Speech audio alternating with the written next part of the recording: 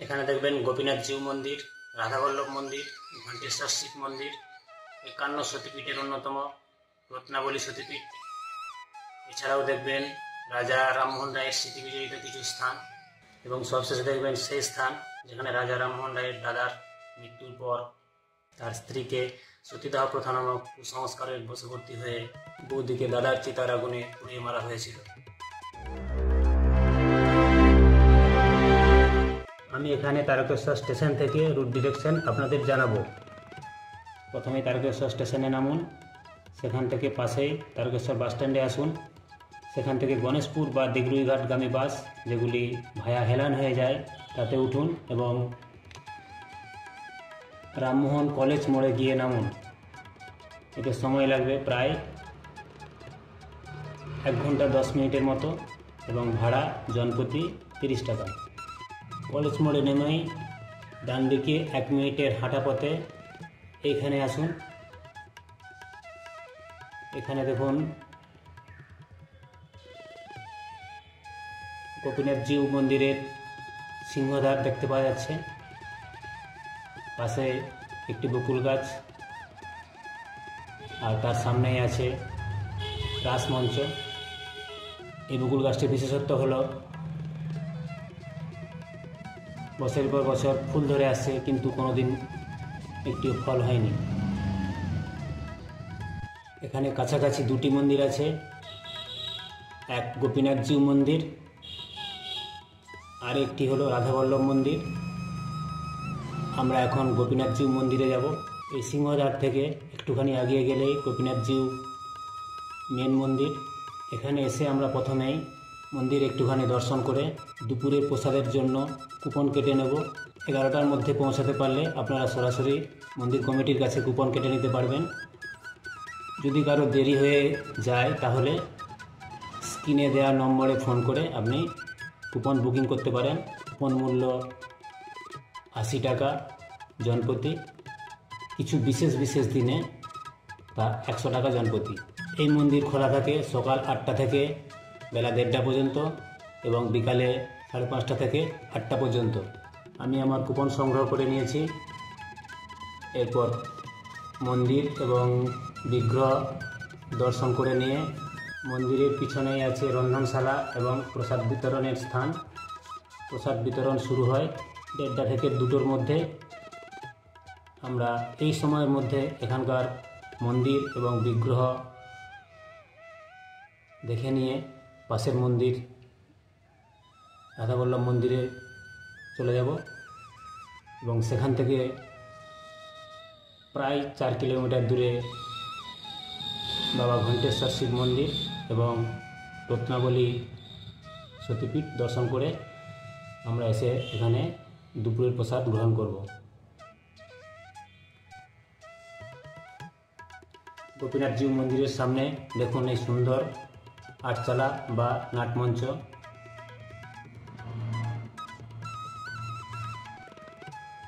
আমি এখন আমার ক্যামেরা 360 ডিগ্রি ঘুরিয়ে মন্দিরের চারপাশটা আপনাদের দেখাচ্ছি।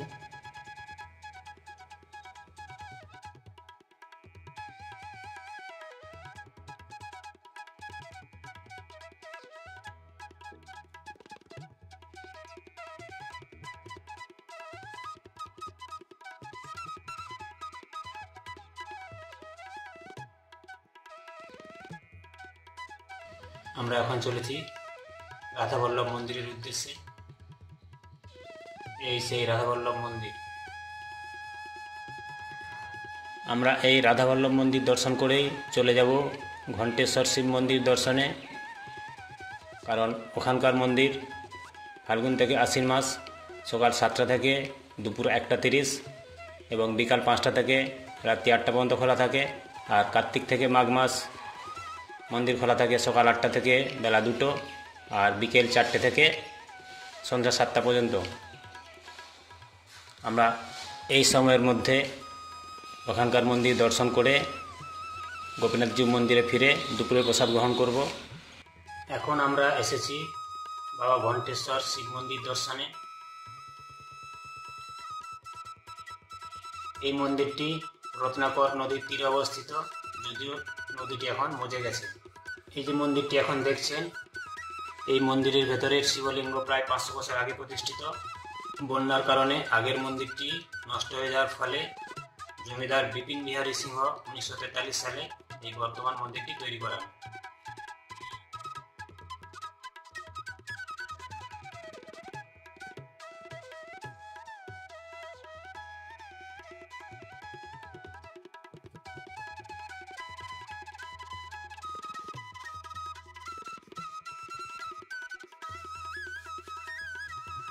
এই ঘণ্টেশ্বর শিব বাবার মন্দিরে নীল পূজা এবং গাজন মহাসমারোহে পালিত হয়।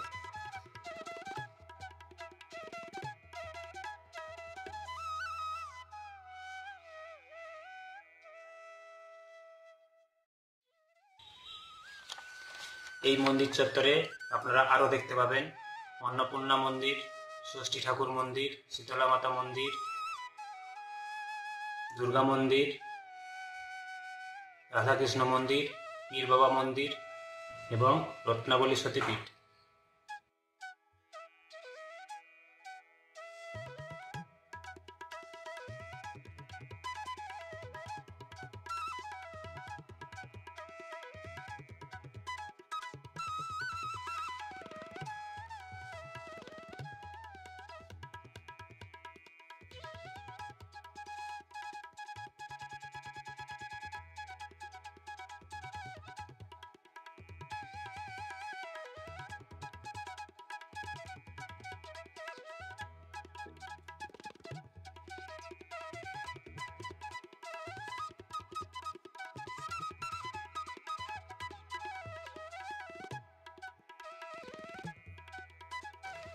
আমরা এখন এসেছি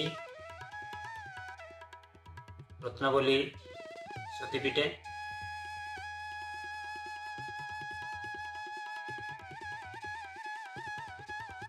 আমরা এরপর এখান থেকে ফিরে যাব গোপীনাথ জিউ মন্দিরে।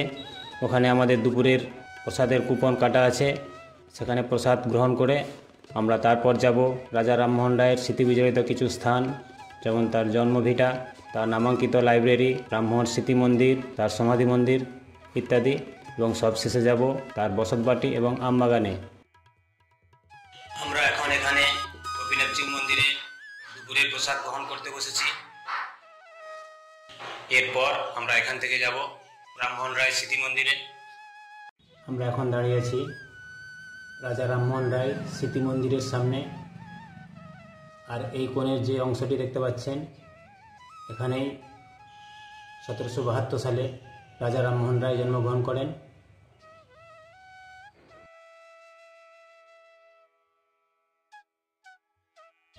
এই বিল্ডিংটি তার জন্মভিটের উপর তৈরি করা হয়েছে। আপনারা শুনলে অবাক হবেন যে এই বিল্ডিংটির পরিকল্পনা এবং নকশা করেছিলেন স্বয়ং রবীন্দ্রনাথ ঠাকুর।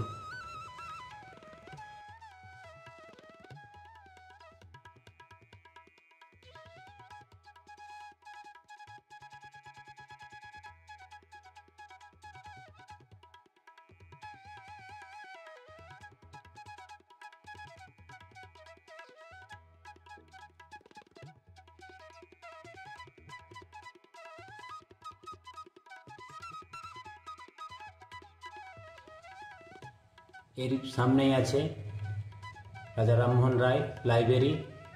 আপনারা দেখছেন রাজা রামমোহন রায় লাইব্রেরি।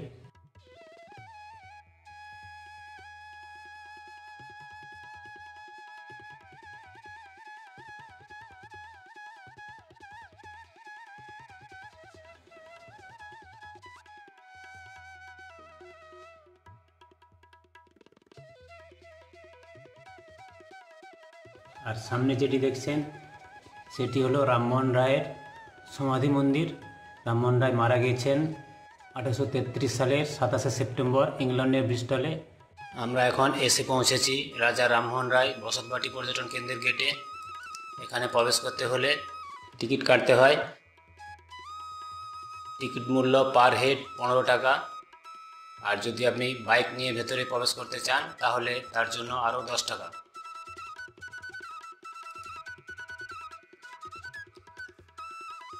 গেট দিয়ে প্রবেশ করেই ডান দিকে একটু আগালেই দেখতে পাবেন সেই স্থান যেখানে রাজা রামমোহন রায়ের দাদার মৃত্যুর পর রামমোহন রায়ের বৌদিকে তার দাদার চিতার আগুনে জীবন্ত পুড়িয়ে মারা হয়েছিল।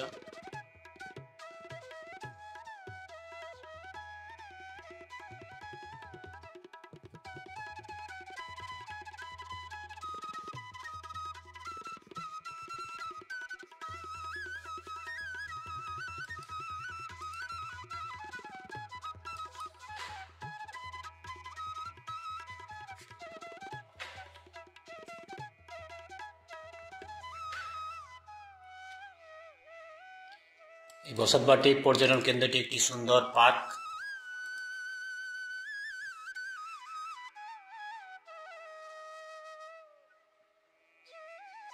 বিভিন্ন বিষয় নিয়ে রাজা রামমোহন রায়ের বাবা রামকান্ত রায়ের সাথে মনোমালিন্যের কারণে তার বাবা তাকে বাড়ি থেকে বের করে দেন এবং এক খণ্ড জমি এখানে দেন। রামমোহন রায় পরে এই জমিতেই বসবাস করে থাকতেন। সে বাড়িটি এখন ভগ্নস্তূপে পরিণত।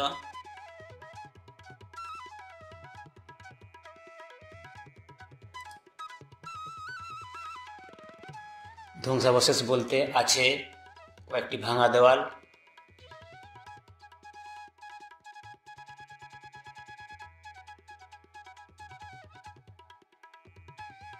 এটি হলো রামমোহন রায়ের বাড়ির ধ্বংসাবশেষ।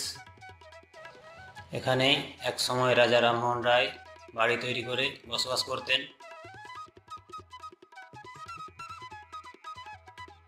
চলুন এখন আমরা পার্কটি ঘুরে দেখে নিই।